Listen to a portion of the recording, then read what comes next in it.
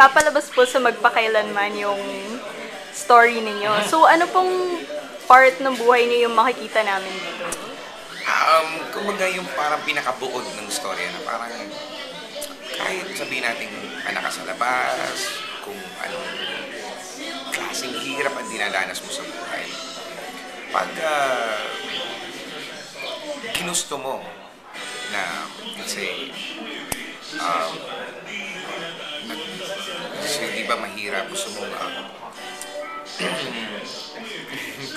masolusyonan yung hirap, yung hirap na, let's say, yung buhay, klase ng buhay.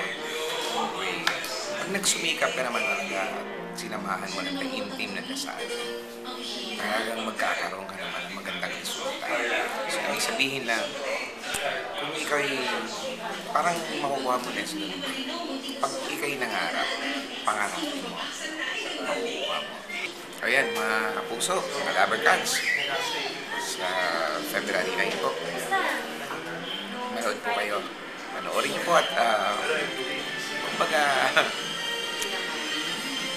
may matututunan kayong aral. Makukuha kayong magandang aral sa magpakailanman sa Wally Bayola Story.